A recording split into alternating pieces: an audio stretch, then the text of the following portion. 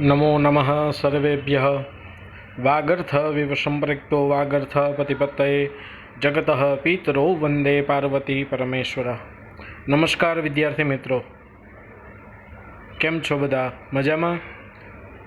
श्री सत्यप्रकाश विद्यापीठ द्वारा आयोजित ऑनलाइन शिक्षण में आप सौનું हार्दिक स्वागत है। आज આપણે મિત્રો અભ્યાસ કરીશું ધોરણ 10 पाठ नंबर 6 काष्ठखंड। छेल्ला लेक्चर में આપણે पाठ 5 विषय अभ्यास करेलो। शक्तिकुमार वाळो पाठ, गुणवती कन्या वाळो पाठ આપણે अभ्यास करेलो।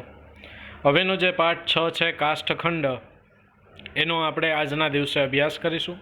सौ प्रथम पहला पाठनी जे प्रस्तावना है, प्रस्तावना पर આપણે ध्यान आपशुं।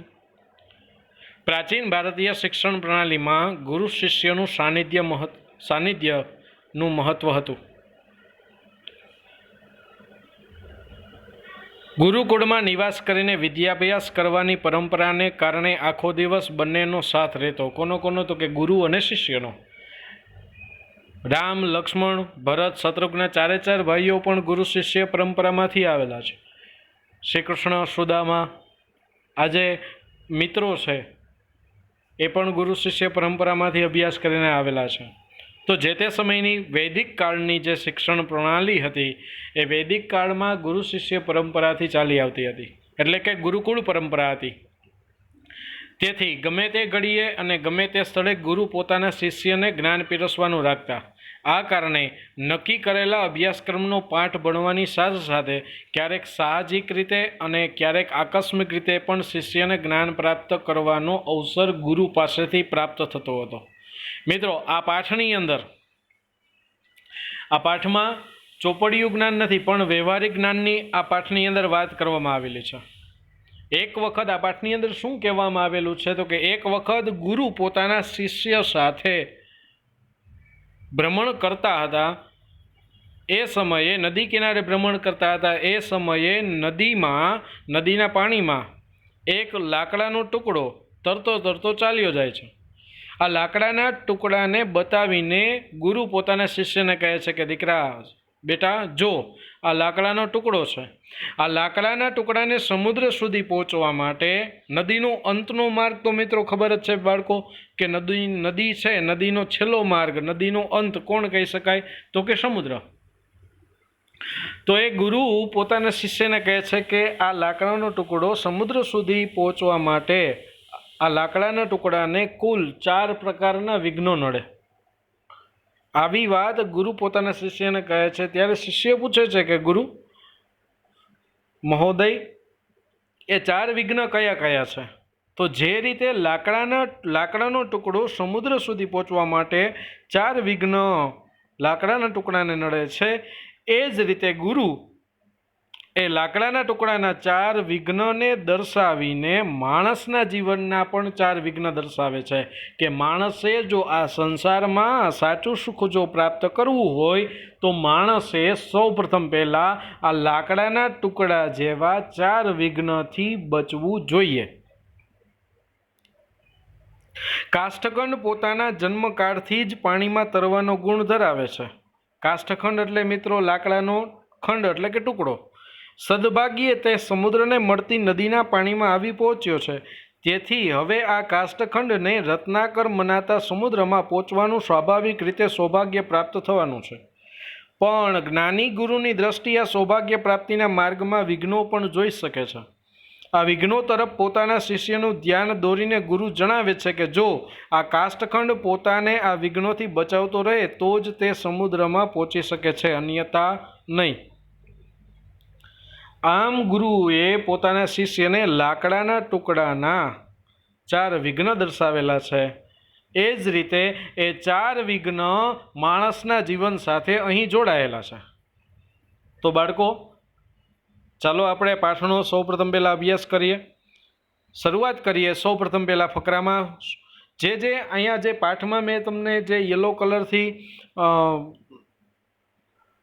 येलो थी जे तमने अहींया साइन करेलुं छे एम ते जग्याए ध्यान राखवानुं छे, कारण के ए जग्याए तमारा प्रश्नना जवाब बनशे। गुजराती प्रश्न हशे के संस्कृत प्रश्न हशे તો તમારી ટેક્સ્ટબુકની અંદર પણ તમે આ નોટ કરી લેજો, તમારા ચોપડાની અંદર પણ તમે આ નોટ કરી લેજો. બીજી એક મહત્ત્વની વાત કે જેમ જેમ આપણો લેક્ચર આગળ ચાલતો જાય સાથે સાથે તમારે જે શબ્દો આવે એ શબ્દોને તમારે નોટ કરવાના છે. ખાસ આ વસ્તુનું ધ્યાન રાખજો. અને આખો પાઠ જ્યાં ભણાઈ જાય ત્યાં સુધી કન્ટિન્યુઅસલી આપણું ધ્યાન માત્ર ને માત્ર પાઠના ભાષાંતરમાં હોવું જોઈએ. કારણ કે તમારા 80 માર્કના પેપરમાં માત્ર ભાષાંતર 12 માર્કનું તમને પેપરમાં પૂછાય છે. ભાષાંતર પ્લસ 3 માર્કનું અર્થ વિસ્તાર. જે આ મિત્રો આની સાથે સાથે તમને પ્રશ્નો પણ પેપરમાં પૂછાય છે. તો એકમાત્ર ભાષાંતર 1 થી 20 પાઠના જો આપણે તૈયાર કરી લઈએ તો ગુજરાતી પ્રશ્ન થઈ જાય, સંસ્કૃત પ્રશ્ન પણ થઈ જાય, 12 માર્કનું ભાષાંતર થઈ જાય અને સાથે સાથે 3 માર્કનું અર્થ વિસ્તાર પણ આપણો ક્લિયર થઈ જાય. તો મિત્રો છે ને મજાની વાત. તો આ પણ આપણે તૈયારી આપણે ભણતા સાથે કરીશું. સૌપ્રથમ પહેલાં પાઠની આપણે શરૂઆત કરીએ. ગંગા તીરે એકઃ ગુરુઃ શિષ્યેન સહ વર્તમાન આસીત. આસીત શબ્દ છે એટલે કે મિત્રો ભૂતકાળનો અહીંયા ઉપયોગ કરવામાં આવેલો છે.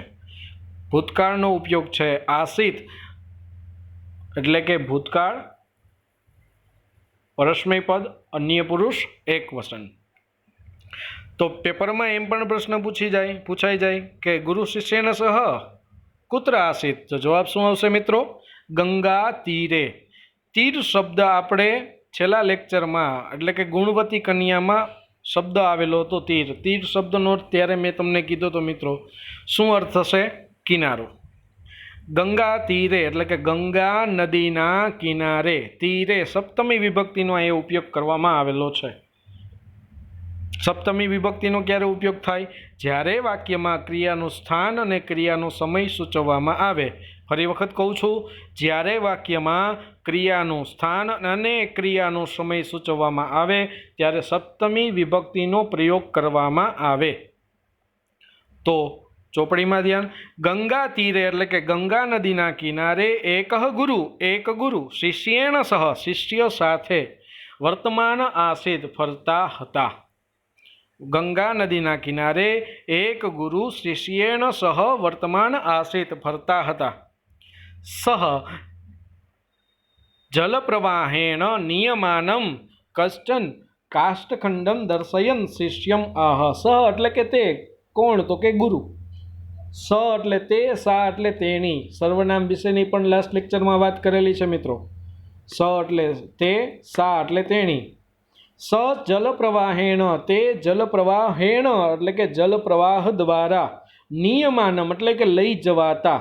કંચન એટલે કે કોઈ. કાષ્ઠખંડન લાકડાના ટુકડાને. દર્શયન બતાવતા. વર્તમાન કૃદન છે મિત્રો. દર્શયન. વર્તમાન કૃદન ક્યારે બને? જ્યારે ચાલુ ક્રિયા સૂચવવામાં આવે ત્યારે વર્તમાન કૃદન બને. દર્શયન એટલે કે બતાવતા. શિષ્યમ આહ શિષ્યને આહ એટલે કે બોલ્યા. આ આહ શબ્દ આપણે 5મા પાઠની અંદર મેં જ્યારે અભ્યાસ કરાવેલો ત્યારે આહ શબ્દ આવેલો. શિષ્યમ પ્લસ આહ અહીંયા સંધિ છે મિત્રો. શિષ્યમ પ્લસ આહ બેની સંધિ જ્યારે જોડીએ ત્યારે શું થશે? શિષ્યમ આહ.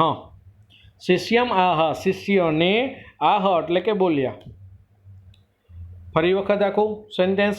ગંગા તીરે એક ગુરુ શિષ્યેન સહ વર્તમાન આસીત. ગંગા નદીના કિનારે એક ગુરુ પોતાના શિષ્ય સાથે વર્તમાન આસીત ફરતા હતા.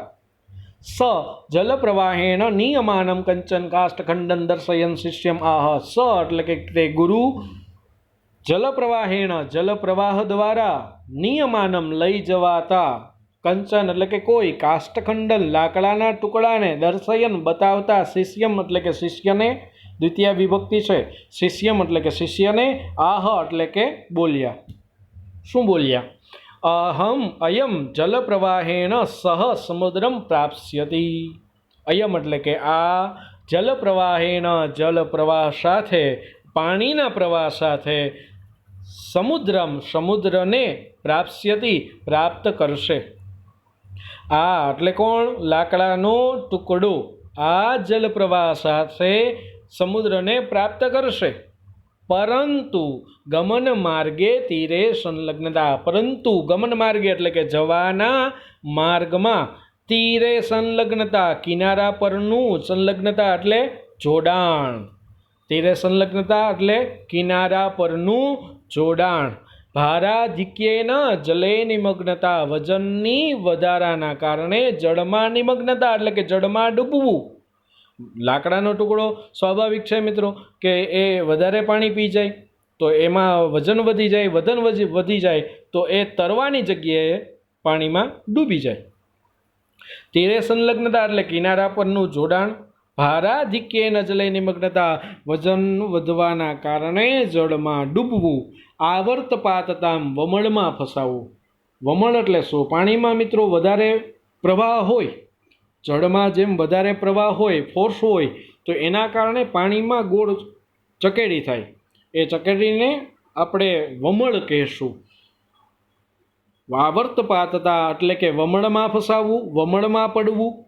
નદી જલ વિયોગ અને પાણીના જળથી વિયોગ એટલે કે છૂટું પડવું. એમ ચત્વારો વિઘ્ના ન ભવેયું, એમ 4 વિઘ્નો ન હોય તદા એવ, ત્યારે જ. તો 4 વિઘ્ન કાષ્ઠખંડના અહીંયા દર્શાવવામાં આવેલા છે, યાદ રાખવાનું છે. પહેલું વિઘ્ન કયું છે? તીરે સંલગ્નતા. બીજું વિઘ્ન શું છે? ભારાધિક્યેન જલે નિમગ્નતા. ત્રીજું વિઘ્ન શું છે? આવર્તપાતતા. અને ચોથું વિઘ્ન શું છે? નદી જલ વિયોગશ્ચેતિ. આ 4 વિઘ્નો લાકડાના ટુકડાને સમુદ્ર સુધી પહોંચાડી શકશે નહીં. આ 4 વિઘ્નો ફરી વખત કહું છું, કયા કયા 4 વિઘ્નો છે? તીરે સંલગ્નતા એટલે કે કિનારા પરનું જોડાણ, ભારાધિક્યેન જલે નિમગ્નતા એટલે કે વજન વધવાના કારણે જળમાં ડૂબવું, આવર્તપાતતા એટલે કે વમળમાં પડવું, નદી જલ વિયોગ અને નદીના પાણીથી છૂટું પડવું. એમ 4 વિઘ્નો ન હોય તદા એવ. ભવેયું શબ્દ, ભવેયું શબ્દ વિદ્યતકાળનો અહીંયા ઉપયોગ કરવામાં આવેલો છે. વિદ્યતકાળ અન્ય પુરુષ બહુવચન અહીંયા ઉપયોગ કરવામાં આવેલો છે. તદા એટલે ત્યારે, એવ એટલે જ. ફરી વખત મિત્રો આખા ફકરા ઉપર ધ્યાન આપશું. ગંગા નદીના કિનારે એક ગુરુ શિષ્ય સાથે ભ્રમણ કરતા હતા એટલે કે ફરતા હતા. સજલ પ્રવાહને, તે જલપ્રવાહ દ્વારા લઈ જવાતા કોઈ એક લાકડાના ટુકડાને બતાવતા શિષ્યમ આહ, શિષ્યને બોલ્યા, આ અયમ જલપ્રવાહેણ સહ સમુદ્રમ પ્રાપ્સ્યસે, આ જલપ્રવાહ સાથે સમુદ્રને પ્રાપ્ત કરશે. પરંતુ ગમન માર્ગે, જવાના માર્ગમાં તીરે સંલગ્નતા, કિનારા પરનું જોડાણ, ભારાધિક્યેન જલે નિમગ્નતા, વજન વધવાના કારણે, ભારની અધિકતાના કારણે જળમાં ડૂબવું, આવર્તપાતતા વમળમાં ફસાવવું, નદી જલ વિયોગ અને પાણીના જળથી છૂટું પડવું. ઇતિ એટલે કે એમ 4 વિઘ્નાઃ ન ભવેયુઃ તદા એવ, એમ 4 વિઘ્નો ન હોય ત્યારે જ. આગળ ધ્યાન આપીએ. ગુરુ અગ્રે ઉપદિશતિ શિષ્યમ. ગુરુ હુ પ્લસ અગ્રે, અહીંયા સંધિ છે. ગુરુહુ પ્લસ અગ્રે, ગુરુહુ પ્લસ અગ્રે, ગુરુ રગ્રે. અગ્રે શબ્દનો અર્થ થશે આગળ. ગુરુ આગળ ઉપદેશ, ગુરુ આગળ શિષ્યને ઉપદેશ આપે છે. ઉપદિશતિ વર્તમાન કાળ, અન્ય પુરુષ એકવચન. ગુરુ આગળ ઉપદેશ આપે છે કે વયમ સર્વે માનવાહ અપી કાષ્ઠખંડા ઇવ. વયમ એટલે કે આપણે, સર્વે એટલે કે બધા, માનવાહ એટલે કે મનુષ્યો, અપી એટલે કે પણ, કાષ્ઠખંડા ઇવ લાકડાના ટુકડા જેવા છીએ. ગુરુ આગળ ઉપદેશ આપતા શિષ્યને કહે છે કે આપણે બધા મનુષ્યો પણ કાષ્ઠખંડા ઇવ લાકડાના ટુકડા જેવા છીએ. અસ્માકમ જીવનમ એવ નદી, આપણું જીવન જ નદી છે. જીવનમ પ્લસ એવ, નોટ કરતા જજો. જીવનમ પ્લસ એવ, આપણું જીવન પણ, આપણું જીવન જ, એવ શબ્દનો અર્થ થશે જ, આપણું જીવન જ નદી છે. પરિવાર પ્રવાહરૂપ, આપણો જે પરિવાર છે એ પ્રવાહરૂપ છે. તત્ર સ્નેહરૂપમ જલમ વહતી, તે પરિવારમાં સ્નેહરૂપમ જલમ વહતી એટલે કે સ્નેહરૂપી જળ વહે છે. સ્વકીય પરિવારે જીવનમ જીવંત કાષ્ટરૂપા વયમ સુખપૂર્ણમ સંસાર સમુદ્રમ અવશ્યમ પ્રાપ્તુમ શક્નુમઃ. સ્વકીય એટલે કે પોતાના, પરિવારે એટલે કે પરિવારમાં, પોતાના પરિવારમાં જીવનમ જીવંત જીવન જીવતા, કાષ્ટરૂપા વયમ કાષ્ટરૂપી આપણે, સુખપૂર્ણમ સુખપૂર્ણ, સંસાર રૂપમ સંસારરૂપી, સમુદ્રમ સમુદ્રને, અવશ્યમ ચોક્કસ, પ્રાપ્તુમ પ્રાપ્ત કરવા માટે, શક્નુમઃ સમર્થ છીએ. પોતાના પરિવારમાં જીવન જીવતા કાષ્ટરૂપી આપણે સુખથી પૂર્ણ સંસારરૂપી સમુદ્રને ચોક્કસ પ્રાપ્ત કરવા માટે સમર્થ છીએ. ક્યારે આપણે સંસારનું સુખ આપણે પ્રાપ્ત કરીશું? જ્યારે આપણે આપણા પરિવારમાં જીવન જીવીશું, આપણે આપણા પરિવાર સાથે રહીશું, ત્યારે આપણે સંસારનું ચોક્કસ સુખ પ્રાપ્ત કરવા માટે સમર્થ બનીશું. યદી ચત્વારો વિઘ્ના ન ભવંતી, જો 4 વિઘ્નો ન હોય ત્યારે, જો 4 વિઘ્નો ન હોય તો. અહીંયા મિત્રો હવે અહીંથી શરૂઆત થશે કે માણસના જીવનના વિઘ્નો કયા કયા છે.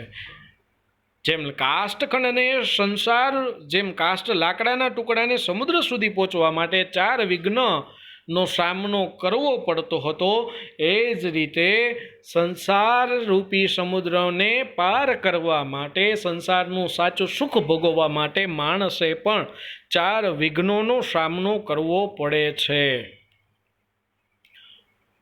ફરી વખત આંખો પકડો.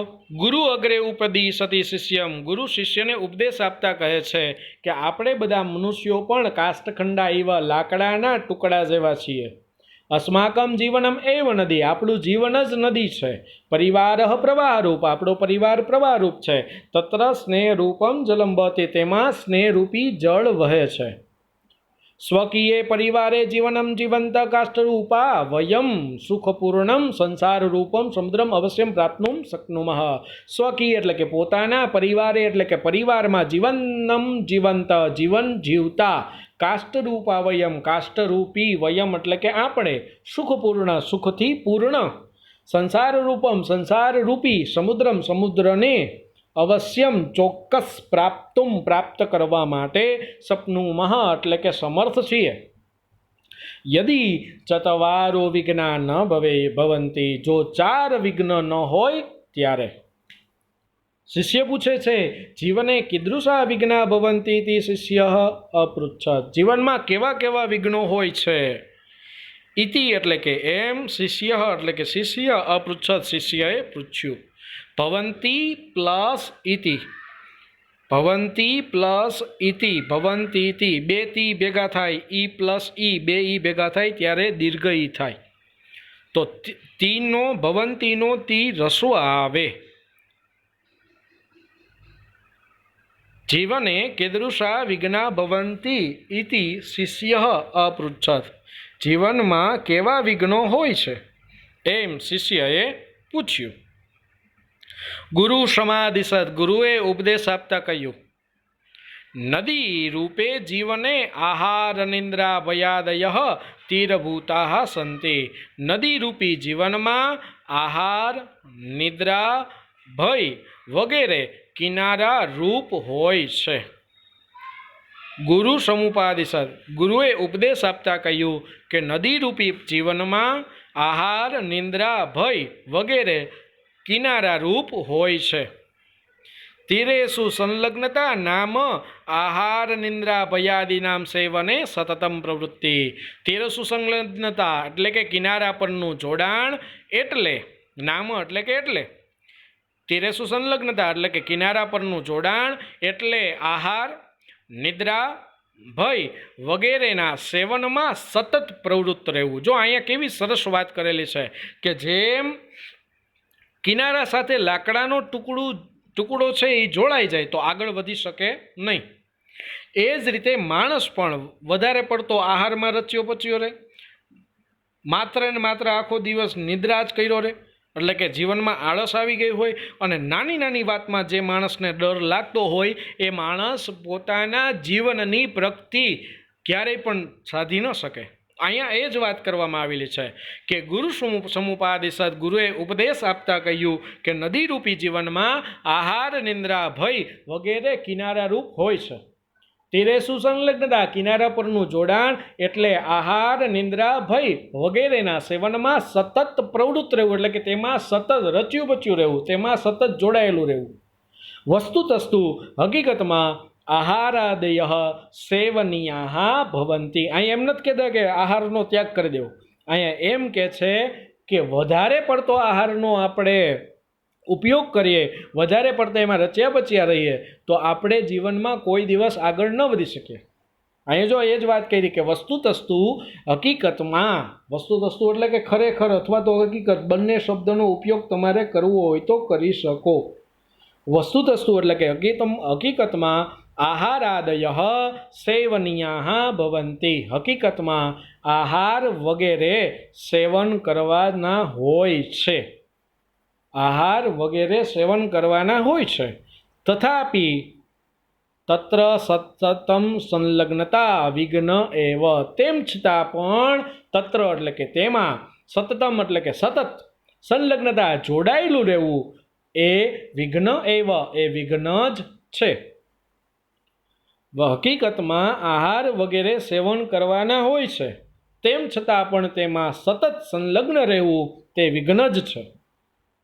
આહાર, નિદ્રા, ભયાદીનામ સતતમ પ્રવૃત્તિ રૂપ વિઘ્ન ભવતી ચેત કાષ્ઠખંડ રૂપા વયમ સુખરૂપમ સમુદ્રમ પ્રાપ્તુમ ન શક્નુમઃ. આહાર, નિદ્રા, ભયમાં સતત પ્રવૃત્તિ રૂપ રહેવું એ વિઘ્ન હોય છે, પરંતુ કાષ્ઠરૂપી લાકડાના ટુકડા રૂપી આપણે સુખરૂપી સમુદ્રને પ્રાપ્ત કરવા માટે સમર્થ બનતા નથી. એટલે કાષ્ઠરૂપી આપણે સુખરૂપી સમુદ્રને પ્રાપ્ત કરવા માટે સમર્થ બનતા નથી. આહાર, નિંદ્રા, ભયમાં સતત પ્રવૃત્ત રહેવું એ વિઘ્ન હોય છે, તથા કાષ્ઠરૂપી આપણે સુખરૂપી સમુદ્રને પ્રાપ્ત કરવા માટે સમર્થ બની શકતા નથી. તો પેલું વિઘ્ન કયું આવ્યું મિત્રો? આહાર, નિદ્રા, ભયાદય તીરભૂતા સંતિ. માણસના જીવનનું પેલું વિઘ્ન કયું છે? આહાર, નિદ્રા, ભયાદય તીરભૂતા સંતિ. યાદ રાખવાનું છે. પછી આપણે આગળ વાત કરીએ તો સામાજિકો વ્યવહાર, બીજું વિઘ્નની અહીંયા વાત કરવામાં આવેલી છે કે સામાજિકો વ્યવહાર ભારરૂપો ભવતી. સામાજિક વ્યવહાર ભારરૂપ હોય છે. લાકડાના ટુકડાનું બીજું વિઘ્ન કયું હતું મિત્રો? ભારાધિક્યેન જલે નિમગ્નતા. એમ અહીંયા માણસના જીવનનું બીજું વિઘ્ન કયું છે? સામાજિકો વ્યવહાર ભારરૂપો ભવતી. સામાજિક વ્યવહાર ભારરૂપ હોય છે. યદ્યપિ સામાજિકો વ્યવહાર સર્વત્રૈવ અપેક્ષિતો ભવતી.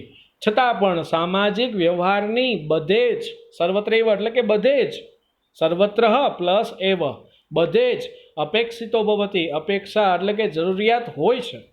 આ એમ નથી કહેતા કે સામાજિક વ્યવહાર ન કરવો, પણ સામાજિક વ્યવહાર આપણી શક્તિને ઓળંગીને સામાજિક વ્યવહાર જો આપણે કરવા જઈએ તો સમાજમાંથી જ આપણે ઉપર આવી શકીએ જ નહીં. તો અહીંયા જ કહે છે કે સામાજિકો વ્યવહાર ભારરૂપો ભવતી. સામાજિક વ્યવહાર ભારરૂપ હોય છે. યદ્યપિ છતાં પણ સામાજિકો વ્યવહાર સર્વત્રૈવ અપેક્ષિતો ભવતી. છતાં પણ સામાજિક વ્યવહારની બધે જ જરૂરિયાત હોય છે. અપેક્ષિતા એટલે કે જરૂરિયાત હોય છે. પરંતુ સહ શક્તિમ અતિક્રમ્ય ન ભવેત. પરંતુ તે પોતાની શક્તિને અતિક્રમ્ય એટલે કે ઓળંગીને ન ભવેત, ન હોવું જોઈએ. પોતાની શક્તિને ઓળંગીને ન હોવું જોઈએ સામાજિક વ્યવહાર એટલે તો કે કોઈના લગ્ન પ્રસંગમાં ગયા હોય ને પણ આપણી શક્તિ એટલી છે કે આપણે એ લગ્ન પ્રસંગમાં 500 રૂપિયા જ લખાવી શકીએ છીએ, પણ આપણે લગ્ન પ્રસંગમાં આપણે 1100 રૂપિયાનો ચાંદલો લખાવીએ તો એના કારણે આપણને ભવિષ્યમાં આગળ જતાં મુશ્કેલી આવે. તો પોતાની શક્તિને ઓળંગીને કોઈ દિવસ સામાજિક વ્યવહાર કરવો જોઈએ નહીં. ये जना स्वकीयाम શક્તિમ અતિક્રમ્ય સામાજિકમ વ્યવહારમ કુર્વંતી તે અતિ ભારતવાદ નિબજ્જંતી એવ. એ જનાહ જે માણસો સ્વકીયામ એટલે કે પોતાની શક્તિમ અતિક્રમ્ય શક્તિને ઓળંગીને, અહીંયા સંબંધક ભૂતકૃદનનો ઉપયોગ કરવામાં આવેલો છે. જે માણસ પોતાની શક્તિને ઓળંગીને સામાજિક વ્યવહારમ કુર્વંતી સામાજિક વ્યવહાર કરે છે તે અતિ ભારતવાદ તે વધારે ભારના કારણે વધારે વજનના કારણે નિમજ્જંતી એવ ડૂબે જ છે. જે માણસો પોતાની શક્તિને ઓળંગીને સામાજિક વ્યવહારં કુર્વંતી સામાજિક વ્યવહાર કરે છે તે અતિ ભારતવાદ તે વધારે ભારના કારણે નિમજ્જંતી એવ ડૂબે જ છે. નિમજ્જિતઃ જનઃ સુખમયમ સંસાર સમુદ્રમ પ્રાપ્તુમ ન શક્નોતિ. ડૂબેલો માણસ નિમજ્જિતઃ અહીંયા કર્મણી ભૂતકૃદનનો ઉપયોગ છે. તહ તા તમ નિમજ્જિતઃ ડૂબેલો જનઃ એટલે કે માણસ સુખમયમ સુખથી પૂર્ણ સંસાર સમુદ્રમ સંસાર સમુદ્રને પ્રાપ્તુમ પ્રાપ્ત કરવા માટે ન શક્નોતિ સમર્થ બનતો નથી. આખો ફકરો આખો પેરેગ્રાફ ફરી વખત મિત્રો વ્યવસ્થિત ધ્યાન આપજો. સામાજિક વ્યવહાર ભારરૂપ હોય છે. તદ્યપિ સામાજિકો વ્યવહાર સર્વત્રેવ અપેક્ષિતો ભવતિ. તેમ છતાં પણ સામાજિક વ્યવહારની જરૂરિયાત બધે જ હોય છે, પરંતુ તે શક્તિમ અતિક્રમ્ય શક્તિને ઓળંગીને ન હોવું જોઈએ. એ જના જેમ લોકો સ્વકીયામ પોતાની શક્તિને ઓળંગીને સામાજિક વ્યવહારં કુર્વંતી સામાજિક વ્યવહાર કરે છે તે અતિ ભારતવાદ તે વધારે વજનના કારણે નિમજ્જંતે એવા ડૂબે જ છે. નિમજ્જિતા જના ડૂબેલો માણસ સુખમયમ સુખથી પૂર્ણ સંસાર સમુદ્રને પ્રાપ્તુમ ન શક્નોતિ પ્રાપ્ત કરવા માટે સમર્થ બનતો નથી. પેલું વિઘ્ન કયું આવ્યું? નદી રૂપે જીવને આહાર નિદ્રા ભયાદય તીરભૂતા સંતિ. બીજું વિઘ્ન શું આવ્યું મિત્રો? સામાજિક વ્યવહાર ભારરૂપો ભવંતી. હવે ત્રીજું વિઘ્ન કયું છે? તો લાકડાના ટુકડાનું જેમ ત્રીજું વિઘ્ન છે આવર્તપાતતા એટલે કે વમળમાં ફસાવું, એ જ રીતે માણસના જીવનનું ત્રીજું વિઘ્ન છે દુર્વ્યસન, ખોટા માણસના વ્યસનો. જોઈએ. સુરાપાનમ અક્ષક્રીડા તમાકુ ભક્ષણમ ચોર કર્મ ઇતિ આદિની દુર્વ્યસનાની માનવ જીવને આવર્તભૂતાની સંતિ.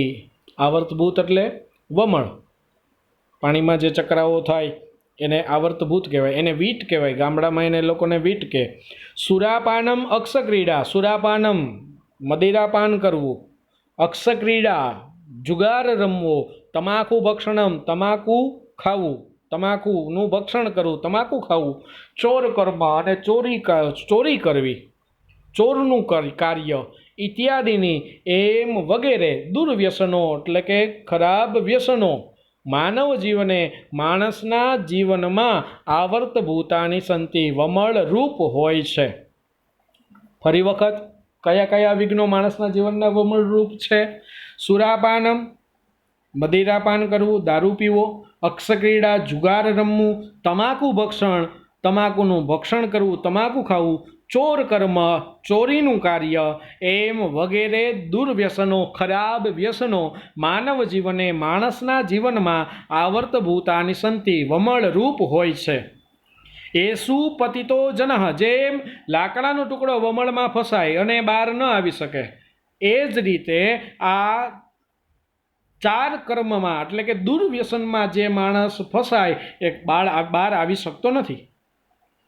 એસુ પતિતો જનઃ એમાં પડેલો માણસ બહિર આગંતુમ ન શક્નોતિ બહાર આવવા માટે સમર્થ નથી. કેની અંદર બહાર આવવા માટે સમર્થ નથી મિત્રો? તો કે સુરાપાનમ અક્ષક્રીડા તમાકુ ભક્ષણમ ચોર કર્મ અને ચોરીનું કાર્ય એમ વગેરે દુર્વ્યસનો માનવ જીવને માણસના જીવનમાં આવર્તભૂતાની સંતિ વમળ રૂપ હોય છે. એસુ પતિતો જનઃ એમાં ડૂબેલો માણસ, એમાં પડેલો માણસ, બહિહી એટલે કે બહાર, આગંતુમ આવવા માટે ન શક્નોતિ સમર્થ બનતો નથી. અત તત્ર પતનમ એવ ન ભવેત તાદૃશ પ્રયત્ન સતતમ કરણીયો ભવતી.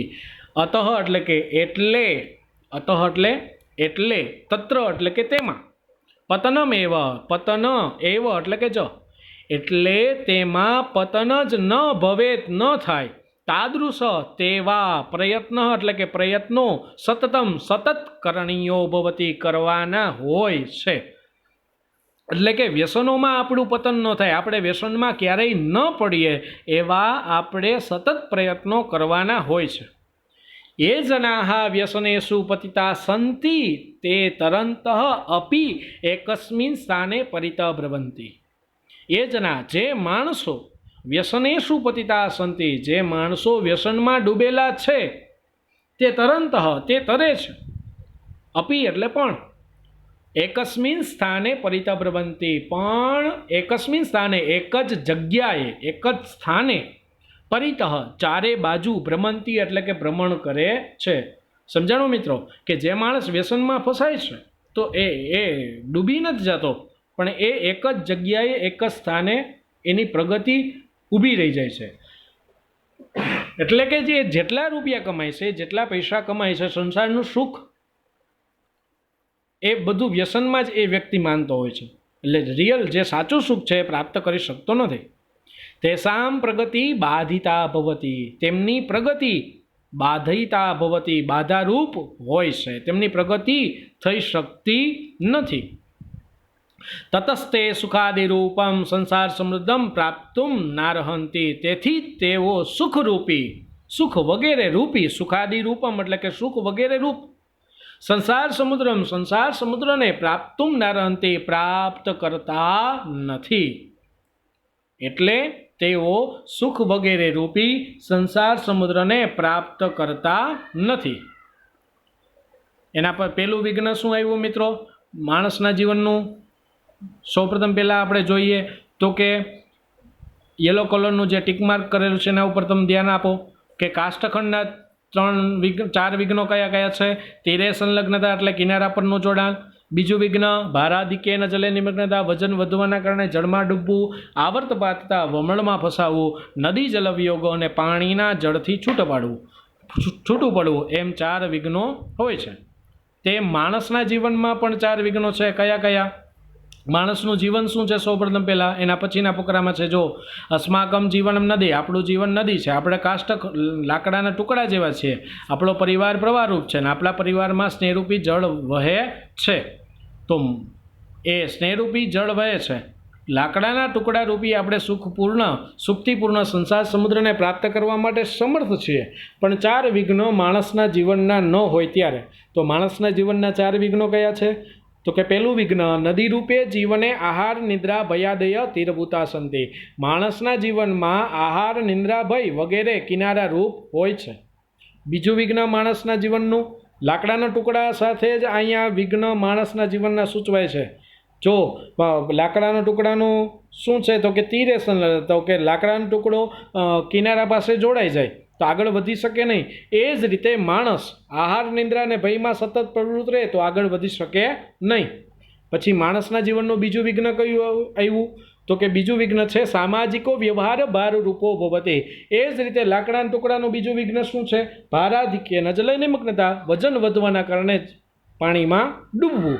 તો માણસની ઉપર પણ વધારે સામાજિક વ્યવહાર આવી પડે તો એ માણસ પણ એમાં ને એમાં રચ્યો પચેલો રહે, સંસારનું સુખ પ્રાપ્ત કરી શકતો નથી. ત્રીજું વિઘ્ન લાકડાના ટુકડાનું ત્રીજું વિઘ્ન શું છે? આવર્તપાતતા, વમળમાં ફસાવવું. એ જ રીતે માણસના જીવનનું ત્રીજું વિઘ્ન શું છે? માણસના જીવનનું ત્રીજું વિઘ્ન છે સુરાપાન, અક્ષકેડા, તમાકુ ભક્ષણ અને ચોરી કરવી, ચોરીનું કાર્ય. એમાં એ માણસના એ વગેરે દુર્વ્યસનો છે. માણસના જીવનના ભૂતાની એટલે કે વમળ રૂપ હોય છે. આ દુર્વ્યસનમાં જે માણસ પડેલો રહે એ માણસ બહાર આવી શકતો નથી. એટલે એમાં આપણું પતન ન થાય એવા આપણે સતત પ્રયત્ન કરવાના હોય છે. જે માણસ વ્યસનમાં પડેલો હોય છે તે તરે છે, પરંતુ એક જ સ્થાને ચારે બાજુ ભ્રમણ કરે છે તેવા માણસો આગળ વધી શકતા નથી. તેવા માણસોની પ્રગતિ બાધારૂપ હોય છે. એટલે સુખરૂપી સમુદ્રને તેઓ પ્રાપ્ત કરવા માટે સમર્થ બનતા નથી. તો હવે ચોથું વિઘ્ન, લાકડાના ટુકડાનું ચોથું વિઘ્ન શું છે? તો કે નદી જલ વિયોગ. નદી આમ આવતી હોય ને જ્યારે નદીનો રસ્તો જ્યારે ટૂંકો થઈ જાય તો લાકડાનો ટુકડો છે એ નદીના પાણીથી નોખો થઈ જાય, કાંઠે જતો રહે, પાણીથી દૂર થઈ જાય. એ જ રીતે માણસનું વિઘ્ન ચોથું કયું છે? કે પરિવારાત મુખત્વમ એવ નદી જલ વિયોગ. પરિવારાત પંચમી વિભક્તિનો ઉપયોગ છે. પરિવારથી વિખૂટું પડવું એ નદીના પાણીથી છૂટા પડવાનું જેવું જ વિઘ્ન છે. સામાન્યતયા પરિવારે નિવસંત એવ વયમ સંસાર સમુદ્રમ પ્રાપ્તુમ સમર્થા ભવામઃ. સામાન્યતયા સામાન્ય રીતે પરિવારે પરિવારમાં નિવસંત નિવાસ કરતા જ એવ એટલે જ વયમ એટલે કે આપણે સામાન્ય રીતે પરિવારમાં નિવાસ કરતા જ આપણે સંસાર સમુદ્રને પ્રાપ્ત કરવા માટે સમર્થ ભવામહ છીએ. સામાન્ય રીતે પરિવારમાં નિવાસ કરતા જ આપણે સંસાર સમુદ્રને પ્રાપ્ત કરવા માટે સમર્થ છીએ. પરંતુ યદિ કશ્ચિત જન સ્વાર્થવશાત ક્રોધવશાત વા પરિવારાત પ્રતિમુખો ભવતી. પરંતુ જો કશ્ચિત એટલે કે કોઈ, જન એટલે કે માણસ, પરંતુ જો કોઈ માણસ સ્વાર્થવશાત પોતાના સ્વાર્થના કારણે, ક્રોધવશાત પોતાના ગુસ્સાના કારણે અથવા પરિવારથી પ્રતિમુખો ભવતી વિખૂટો પડી જાય છે, સો અપી નદી રૂપી પરિવાર તે પણ નદીરૂપી પરિવાર જલરૂપી સ્નેહથી વિયુક્ત છૂટો પડી જાય છે. ફરી વખત, પરિવારાત મુખત્વમ એવ નદી જલ વિયોગ. ધ્યાન રાખજો, આ વિઘ્ન થોડુંક સમજવામાં અઘરું પડે. પરિવારાત મુખત્વમ એવ નદી જલ વિયોગ. પરિવારથી વિખૂટું પડવું એ પાણીથી છૂટા પડવા જેવું છે, નદીના જળથી છૂટો પડવા જેવું છે. સામાન્યતયા સામાન્ય રીતે પરિવારમાં નિવસંત નિવાસ કરતા એવ જ વયમ આપણે સામાન્ય રીતે પરિવારમાં નિવાસ કરતા જ આપણે સંસાર સમુદ્રમ પ્રાપ્તુમ સમર્થા ભવામાં સંસાર સમુદ્રને પ્રાપ્ત કરવા માટે સમર્થ છીએ. સામાન્ય રીતે જો આપણે પરિવારમાં નિવાસ કરીએ તો સંસારના સુખને આપણે પ્રાપ્ત કરી શકીએ. કેમ? તો કે એક એક્ઝામ્પલ, કે જો આપણે આપણા પરિવાર સાથે નિવાસ કરીએ, આપણી ઉપર જ્યારે કોઈ પણ દુઃખ આવે તો એ દુઃખમાં આપણો પરિવાર સૌ પ્રથમ પહેલાં સહભાગી થશે. જો આપણે પરિવારથી છૂટા રહીએ, નોખા રહીએ, અલગ રહીએ તો આપણી આ સિચ્યુએશન, આ પરિસ્થિતિ આપણે ખુદ હેન્ડલ કરવી પડે. એટલે કે છે કે સામાન્ય રીતે પરિવારમાં નિવાસ કરતાં જ આપણે સંસાર સમુદ્રને પ્રાપ્ત કરવા માટે સમર્થ છીએ. પરંતુ યદિ કશ્ચિત જનઃ પરંતુ જો કોઈ માણસ સ્વાર્થવશાત પોતાના સ્વાર્થના કારણે, ક્રોધવશાત પોતાના ક્રોધના કારણે, વા એટલે કે અથવા પરિવારથી પ્રતિમુખો ભવતી વિખૂટો પડી જાય છે, સો અપી નદી રૂપી પરિવાર જલરૂપી સ્નેહ વિયુક્ત તે પણ નદીરૂપી પરિવારથી અને જળરૂપી સ્નેહથી વિયુક્ત એટલે કે છૂટો પડી જાય છે. એ માણસ પરિવારથી છૂટો પડી જાય છે એટલા માટે એ માણસ સ્નેહ રૂપી જળને, પરિવારના પ્રેમને એ માણસ વિયુક્ત પ્રાપ્ત કરી શકતો નથી. એટલે કે તે પરિવારથી અને સ્નેહથી વિયુક્ત એટલે કે છૂટો પડી જાય છે. કદાચિદપી જ્ઞાનેન સુખેન ચ પૂર્ણમ આનંદમયમ સમુદ્રમ ન પ્રાપ્નોતિ. કદાચિદપી ક્યારેય પણ જ્ઞાનથી અને સુખેન ચ એટલે અને સુખેન અને સુખથી, પૂર્ણમ એટલે કે પૂર્ણ, આનંદમયમ આનંદથી ભરાયેલા, સંસાર સમુદ્રને ન પ્રાપ્નોતિ પ્રાપ્ત કરી શકતો નથી. કેવો માણસ? જે માણસ પરિવારથી સ્વાર્થના કારણે, ક્રોધના કારણે વિખૂટો પડેલો છે, એ માણસ ક્યારેય પણ જ્ઞાનથી અને સુખથી, પૂર્ણ આનંદથી ભરાયેલા સંસાર સમુદ્રને પ્રાપ્ત કરતો નથી. चतुर्भ्यः विघ्नेभ्यः रक्षिता जना ज्ञानेन सुखेन च पूर्णम आनंदमयम संसार समुद्रम अवश्यम प्राप्नुवन्ति। चतुर्भ्य विघ्नेभ्य चार विघ्नोथी रक्षिता रक्षाયેલા जना એટલે કે લોકો, ચાર વિઘ્નોથી રક્ષાયેલા લોકો જ્ઞાનેન જ્ઞાનથી સુખેન અને સુખથી પૂર્ણમ સંસારમય આનંદમયમ જ્ઞાનથી અને સુખથી પૂર્ણ આનંદથી ભરાયેલા સંસાર રૂપમ સંસાર રૂપી સમુદ્રમ સમુદ્રને અવશ્યમ ચોક્કસ પ્રાપ્નુવંતી પ્રાપ્ત કરી શકે છે। ચાર વિઘ્નોથી રક્ષાયેલા લોકો જ્ઞાનથી અને સુખથી પૂર્ણ આનંદથી ભરાયેલા સંસાર સમુદ્રને અવશ્યમ ચોક્કસ પ્રાપ્ત કરે છે। તો મિત્રો ફરી વખત કાષ્ઠખંડના ચાર વિઘ્નો કયા કયા છે? કિનારા પરનું જોડાણ, તીરે સંલગ્નતા, ભારાધિકેન જલે નિમગ્નતા, વજન વધવાના કારણે જળમાં ડૂબવું, ત્યારબાદ આવર્તપાતતા વમળમાં ફસાવું, નદી જલ વિયોગ પાણીના જળથી વિખૂટું પડવું। એ જ રીતે માણસના જીવનના ચાર વિઘ્નો કયા કયા છે? નદી રૂપે જીવને માણસના જીવનનું પ્રથમ વિઘ્ન છે આહાર નિંદ્રા ભયાદય તીરભૂતા સંતિ। આ વિઘ્ન આપણે કોની સાથે કનેક્ટ કરાવશું? તો કે લાકડાના ટુકડાનું પહેલું વિઘ્ન તીરે સંલગ્નતા। એના પછીનું બીજું વિઘ્ન માણસના જીવનનું શું છે? તો કે માણસના જીવનનું બીજું વિઘ્ન છે સામાજિકો વ્યવહાર ભારરૂપો ભવતી। માણસના જીવનમાં સામાજિક વ્યવહાર ભારરૂપ હોય છે। આ વિઘ્ન આપણે લાકડાના ટુકડા સાથે કઈ જગ્યાએ કનેક્ટ કરશું? તો કે ભારાધિકેન જલે નિમગ્નતા। ત્યાર પછીનું ત્રીજું વિઘ્ન કયું છે? સુરાપાનમ અક્ષક્રીડા તમાકુ ભક્ષણમ ચોરકર્મ ઇત્યાદિની દુર્વ્યસનાની માનવ જીવને આવર્તભૂતાની સંતિ। દારૂનું સેવન કરવું, અક્ષક્રીડા એટલે કે જુગાર રમવો, તમાકુ ભક્ષણ તમાકુનું ભક્ષણ કરવું, ચોર કર્મ અને ચોરીનું કાર્ય એમ વગેરે દુર્વ્યસનો માણસના જીવનના આવર્તભૂત એટલે કે વમળરૂપ હોય છે। આ વિઘ્ન આપણે લાકડાના ટુકડા સાથે કઈ જગ્યાએ કનેક્ટ કરશું? આવર્તભૂત આવર્તપાતતા। એના પછીનું છેલ્લું વિઘ્ન માણસના જીવનનું શું છે? પરિવારથી વિખૂટું પડવું એ પાણીના જળથી છૂટા પડવા જેવું છે। સામાન્ય રીતે પરિવારમાં નિવાસ કરતાં આપણે જો સંસાર સમુદ્રને પ્રાપ્ત કરવા માટે સમર્થ છીએ, પરંતુ જો કોઈ માણસ સ્વાર્થ વરસાદ અથવા તો ક્રોધના કારણે પરિવારથી વિમુખ પડી જાય છે, છૂટો પડી જાય છે, તે પરિવાર તે નદીરૂપી પરિવાર અને જળરૂપી સ્નેહથી છૂટો પડેલો માણસ ક્યારેય પણ જ્ઞાનથી અને સુખથી પૂર્ણ આનંદમય એટલે કે આનંદથી ભરાયેલા સંસાર સમુદ્રને પ્રાપ્ત કરી શકતો નથી અથવા તો પ્રાપ્ત કરતો નથી। કેમ અહીંયા એવું કીધું? તો કે સૌપ્રથમ પહેલાં જ આપણને વાત કરી, જો બીજો ફકરો કે આપણું જીવન નદી છે અને એમાં પ્રવાહ, એમાં આપણો જે પરિવાર છે એ પ્રવાહરૂપ છે, તેમાં સ્નેહરૂપી જળ વહે છે અને જે માણસ પોતાના પરિવારમાં નિવાસ કરે તો સુખરૂપી સંસાર સુખથી પૂર્ણ સંસારરૂપી સમુદ્રને ચોક્કસ પ્રાપ્ત કરવા માટે સમર્થ છીએ। તો મિત્રો આજના લેક્ચરમાં માત્ર ને માત્ર આટલું।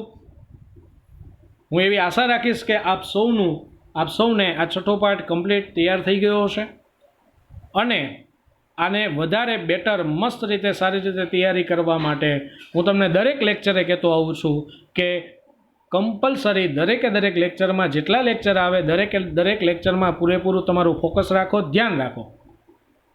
આ પાઠની જ આપણે વાત કરીએ તો આખો પાઠ આપણે મેં અત્યાર સુધીમાં 2 થી 3 વાર પૂરો કર્યો। તો આ પાઠમાં તમારે કન્ટિન્યુઅસલી હવે શું કરવાનું છે? તો કે તમારે પાકા ચોપડામાં અને રફબુકમાં આ પાઠનું સૌપ્રથમ પહેલાં તમારે ભાષાંતર લખવાનું છે। એ પણ એક પહેલી શરત છે, એ પણ મોઢે લખવાનું છે। ભાષાંતર લખી અને ભાષાંતર લખ્યા બાદ તમારે આ પાઠના શબ્દાર્થ લખવાના છે। શબ્દાર્થ લખાઈ ગયા બાદ આખું સ્વાધ્યાય મોઢે કરવાનું છે, કારણ કે મેં તમને 4 વિઘ્ન 4 ને 4 લાકડાના ટુકડાના 4 માણસના જીવનના 4 ચારે 4 વિઘ્ન કમ્પ્લીટ તૈયાર કરાવી દીધા છે। તો એક વખત પાકા ચોપડામાં તમારે આખું સ્વાધ્યાય ભાષાંતર શબ્દાર્થ સહિત મોઢે લખવાનું છે અને રફ બુકમાં 2 વખત તમારે આ વસ્તુ લખવાની છે। આ પાઠનું સ્વાધ્યાય, હોમવર્ક અને ભાષાંતર। અને બીજી વાત કે આ પાઠનું એટલે કે 1 થી 6 પાઠનું ભાષાંતર મોઢે કમ્પ્લીટ તૈયાર કરવાનું છે। તો આજના લેક્ચરમાં આટલું જ। બધા ઘરે રહો, સ્વસ્થ રહો, મસ્ત રહો, તંદુરસ્ત રહો। જય હિન્દ, જય ભારત।